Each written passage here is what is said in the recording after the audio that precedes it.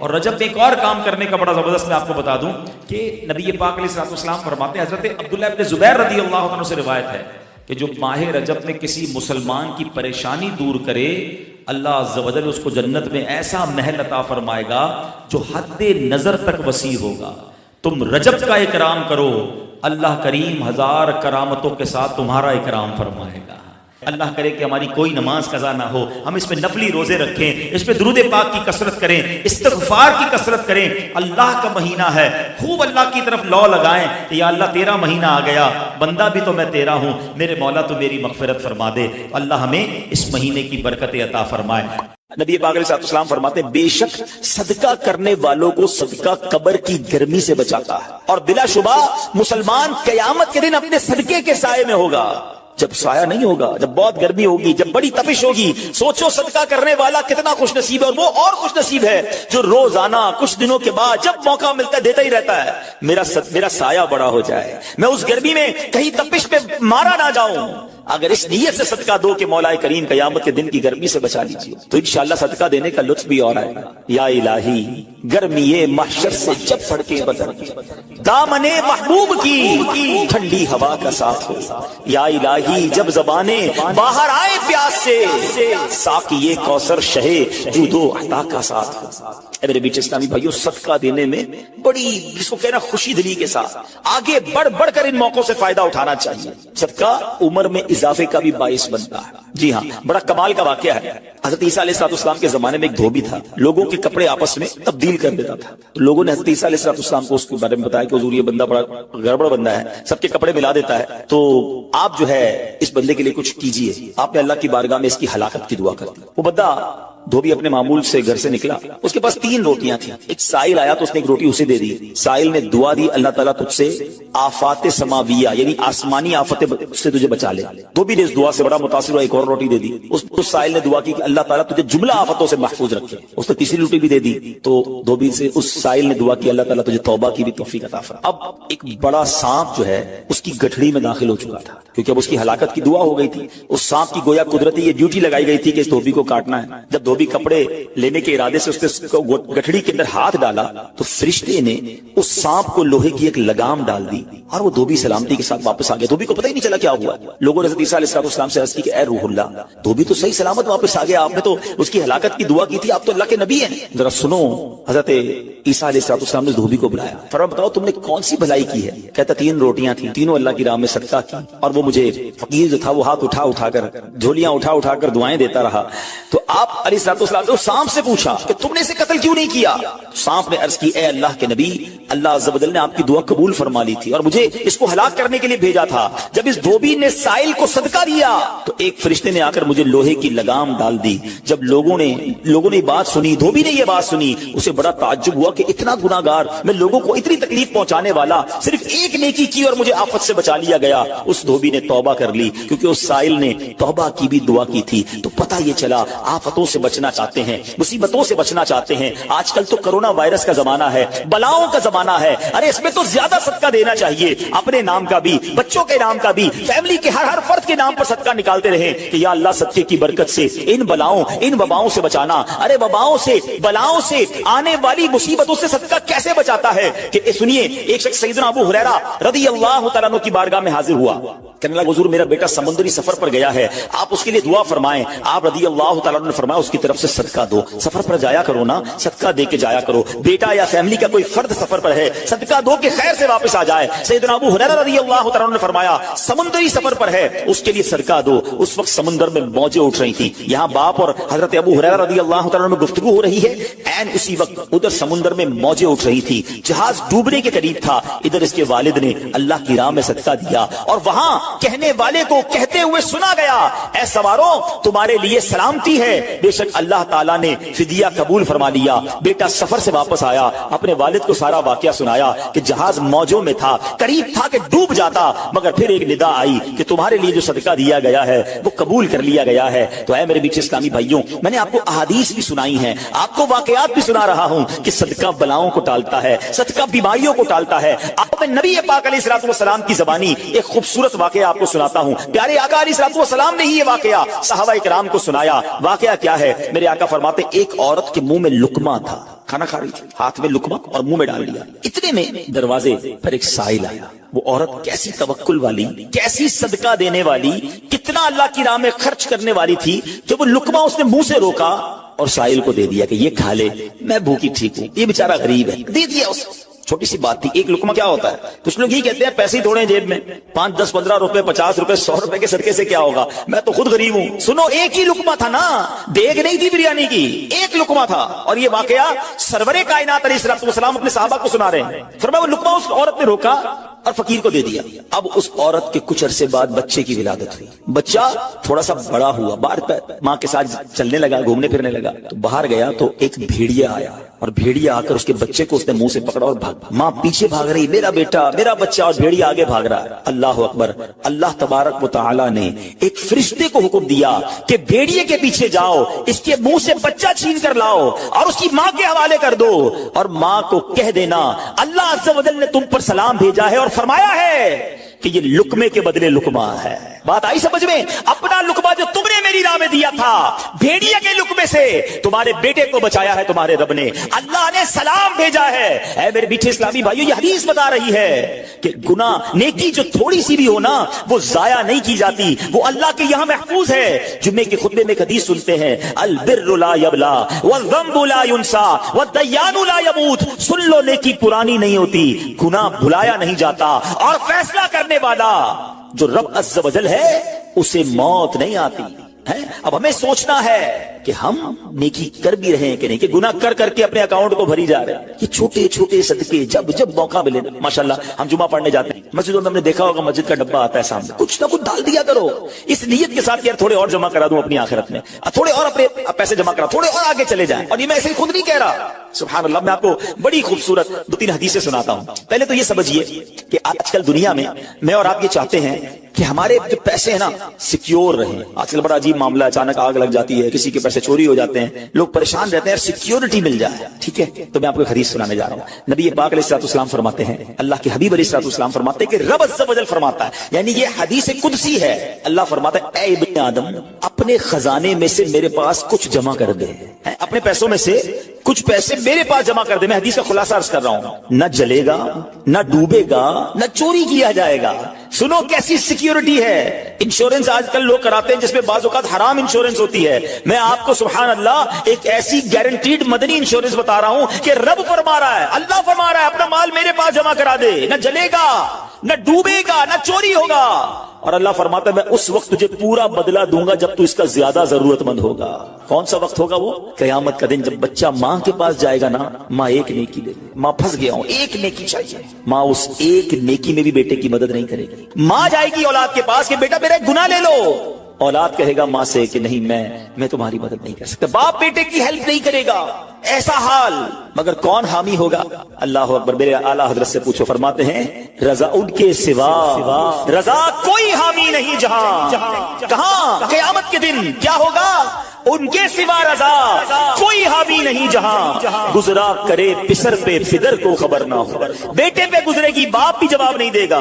ذرا تصور کریں, امیجن کریں, قیامت کا دن ہوگا, کسی کا نامہ اعمال تولا جا رہا ہو اور ایک نیکی کی وجہ سے وہ پھنس جائے. گناہ ایک زیادہ ہے, پلڑا بالکل ایک نیکی کی وجہ سے نیچے ہے. کتنا یاد آئے گا کہ کاش تھوڑا اور صدقہ کر لیتا, کاش 2 رکعت نفل پڑھ لیتا. نفل چھوڑ دیتے ہو نا, نفل ہی ہے نا, درود نہیں پڑھتے, ذکر الہی نہیں کرتے, چھوٹی چھوٹی نیکی سمجھ کر چھوڑتے ہو.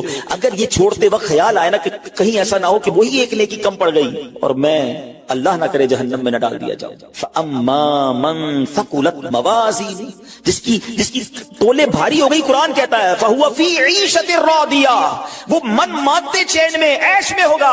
اور جس کی تولے ہلکی پڑ گئی, وَأَمَّا مَن خَفَّتْ مَوَازِينُهُ فَأُمُّهُ هَاوِيَةٌ وَمَا أَدْرَاكَ مَا هِيَ نَارٌ حَامِيَةٌ, جس کی تولے ہلکی پڑ گئی, وہ نیچا دکھانے والی گود میں ہے. اور وہ کیا ہے تم نے کیا جانا؟ شولے مارتی بھڑکتی ہوئی آگ, یعنی جہنم میں ڈالا جائے گا اگر تولے ہلکی پڑ گئی. تو اگر اپنی اس اسکیل کو بھاری کرنا چاہتے ہو تو اللہ فرما رہا ہے اس وقت میں لوٹاؤں گا جب تم زیادہ ضرورت مند ہوگے, جب تمہیں زیادہ ضرورت ہوگی. یہ سیکیورٹی ہے. اچھا پھر کچھ لوگ بڑے عجیب ہیں, وہ کہتے ہیں یار پیسے تو ہم نے خرچ کر دیے, رمضان میں دی نا, زکات بھی پوری دے دی, بڑا کاؤنٹ کر کے چلتے ہیں, پورے ہو گئے بھائی, اب اگلے سال آنا. وہ اللہ کے بندو, جب رب تمہیں روز دے رہا ہے, عطائیں دیے جا رہا ہے, اور تم کیلکولیٹ کر کے لاک کر دیتے ہو صدقے کو, ایسا نہ کرو. میں آپ کو ایک اور حدیث سناتا ہوں. اللہ کے حبیب صلی اللہ تعالی علیہ وسلم فرماتے ہیں, پیارے آقا نے فرمایا مال کو روک کر نہ رکھو, روک کر نہ رکھو, کہیں یہ نہ ہو کہ تم سے بھی روک لیا جائے. ہاں ہمارے لیے تو نہیں روکا جا رہا نا. مثال کے طور پہ دکاندار بیٹھے ہوں گے یا بزنس کمیونٹی کے لوگ بیٹھے ہوں گے, آپ کا مثال کے طور پر مہینے کا 1 لاکھ روپے کا خرچہ ہے. کبھی کبھی ایسا بھی ہوتا ہے پہلے 2-3 دنوں میں 1 لاکھ روپے ہو جاتے ہیں پورے, تو کیا تالا لگاتے ہو کہ چلو بھائی پورے مہینے کا ہو گیا, 27 دن بعد آئیں گے؟ نہیں, آنے تو جتنا آ رہا ہے. ہم آنے والی سائڈ تو نہیں روک رہے, ہاں خرچ اللہ کی راہ میں کرنے والی روک لیتے ہیں. جب وہ دینے میں نہیں روک رہا تو تم اللہ کی راہ میں خرچ کرنے میں نہ روکو. میں حدیث سنا رہا ہوں کہ روک کر خرچ نہ کرو, روک کر نہ رکھو, کہیں یہ نہ ہو کہ تم سے بھی روک لیا جائے. ایک دوسری روایت میں کہ نبی پاک علیہ الصلوۃ والسلام نے فرمایا خرچ کرو, گن کر نہ رکھو, کہیں یہ نہ ہو کہ اللہ بھی تمہیں گن کر نہ دے, کہیں یہ نہ ہو کہ اللہ بھی تمہیں گن کر دے.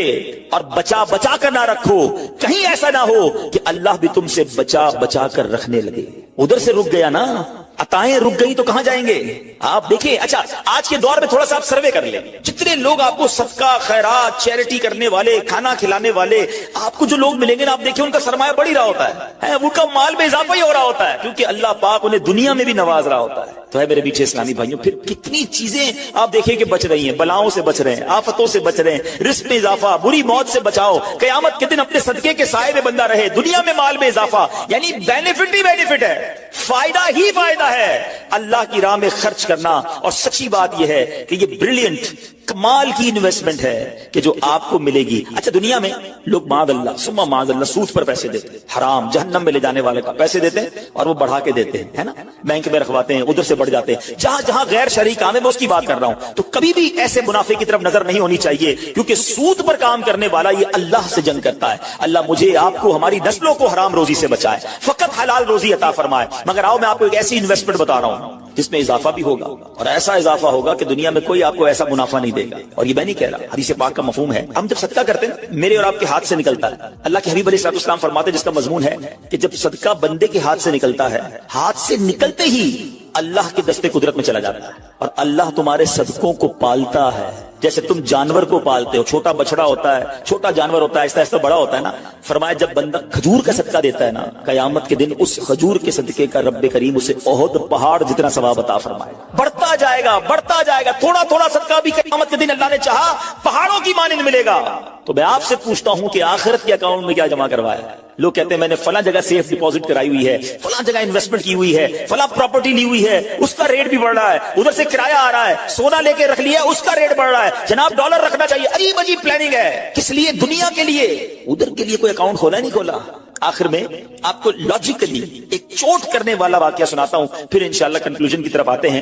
کہ ایک ملک تھا, اس میں ایک بڑا نرالا کمپٹیشن ہوا, امیزنگ, حیرتناک. بادشاہ تو بادشاہ ہوتے ہیں, مرضی جو ان کی کریں. بادشاہ نے اعلان کر دیا جناب پورے ملک میں چیک کرو سب سے بڑا بے وقوف کون ہے, اس کو تحفہ دیں. عقل مندوں کے مقابلے تو سنے تھے, بے وقوف کا مقابلہ. چلے جناب شروع ہو گئے مقابلے. عجیب بے وقوف آتے تھے, اپنے کرتب دکھاتے, اپنی باتیں دکھاتے. وزیر تھے جو ٹیسٹ کرتے آخرکار ایک بندہ ایسا تھا جس سے بڑا بے وقوف پورے ملک میں نہیں تھا, بادشاہ کے سامنے کھڑا کر دیا. اب بادشاہ سلامت بڑے تجربے کیے, بڑے ٹیسٹ کیے. He is the biggest fool of our country, یہ ہمارے ملک کا سب سے بڑا جو ہے نا بے وقوف. بادشاہ نے کہا چیک کر لیا, بادشاہ نے اپنی مالا اتاری سونے جواہرات کی, اس بے وقوف کو پہنا دیا. بے وقوف بڑا خوش گھر آیا. تھوڑے دن ہوئے تو بے وقوف کو پتا چلا کہ بادشاہ سلامت بڑے بیمار ہیں, بڑے زیادہ بیمار ہو گئے. اچھا میں بھی جاؤں گا دیکھنے. تھا تو بے وقوف نا, سمجھ تو پڑتی نہیں تھی. چلا گیا بادشاہ کے پاس. کہا بادشاہ سلامت کیا حال ہے آپ نے, سنائیے. سنا بڑے بیمار ہو گئے. بادشاہ بہت زیادہ بیمار تھا, آخری لمحات تھے. کہتا ہے بس اب تو اس جہان کو چھوڑ کر جا رہا ہوں. اچھا بے وقوف کہتا ہے بادشاہ کو, اچھا کہیں اور جا رہے ہیں, کہاں جا رہے ہیں؟ تو یہ بھی پتا تھا کہ مرنا بھی ہوتا ہے. بے وقوف جو تھا, تو بادشاہ کہتا ہے میں اس دنیا کو چھوڑ کے دوسری دنیا میں جا رہا ہوں. تو بادشاہ سلامت یہ بتائیے کہ ادھر میں دیکھتا ہوں آپ کا بہت بڑا محل ہے, بیوٹیفل بیڈ رومز ہیں, شاندار مکان ہے, جدھر جا رہے ادھر مکان بنا لیا آپ نے؟ بادشاہ کہتا ہے نہیں, ادھر تو میں نے جھوپڑی بھی نہیں بنائی. بادشاہ سلامت میں دیکھتا ہوں آپ کے پاس بہت پیسے ہیں, بڑا مال ہے, آپ تو بانٹتے بھی سونا ہی ہیں, سونے کے جواہرات کے ڈھیر لگے ہوئے آپ کے پاس, جدھر جا رہے ادھر پیسے بھجوا دی نہیں بھجوائے؟ بادشاہ کہتا ہے میں نے تو وہاں پوٹی کوڑی بھی نہیں بھجوائی. بادشاہ صاحب میں دیکھ رہا ہوں آپ کے آس پاس بڑے خادم خادمائیں, کنیز غلام ہیں, ہر طرف آپ کے خدمتگار ہیں، جدھر جا رہے ہیں ادھر کچھ غلام کنیز خادمہ بھجوائے نہیں بھجوائے؟ بادشاہ کہتا ہے ادھر تو کوئی خادم نہیں ہوگا۔ اس بے وقوف نے بڑی کمال کا کام کیا، اس نے وہ مالا اتاری اور بادشاہ کے گلے میں بنا رکھا۔ اس کو پھر مجھ سے بڑے بے وقوف تو آپ ہوئے نا، آپ کو پتا ہے آپ کہیں اور جا رہے ہیں، آپ کو پتا ہے اس دنیا سے آپ کسی اور دنیا میں جا رہے ہیں، نہ گھر بنایا، نہ پیسے بھجوائے، نہ خادم بھجوائے، کرو گے کیا ادھر؟ بس تو یہ حکایت ہے، مگر سچ بتاؤ یہ کتنی بڑی چوٹ ہے۔ شاید جتنے لوگ مجھے یہاں سن رہے ہیں سب گھر میں ہی رہتے ہیں، جھوپڑی میں یا روڈ پہ کوئی نہیں سوتا ہوگا۔ دنیا میں جو مجھے سن رہے ہیں بہت سو کے پاس مکانات ہیں، مگر کیا جنت میں گھر بن گیا؟ ادھر سے تو جانا ہی ہے نا، تھوڑے ہی دن رہ گئے۔ جی ہاں، تھوڑے ہی دن رہ گئے۔ ہمیں نہیں پتا کہ آج کا دن اور آج کی رات بھی زندہ رہیں گے کہ نہیں، لیکن جیسے ہی آنکھیں بند ہوئی، جیسے ہی سانسیں ختم ہوئی، ادھر کیا ہے میرے پاس؟ ادھر تو گھر میرا نہیں، پرایا ترک کا۔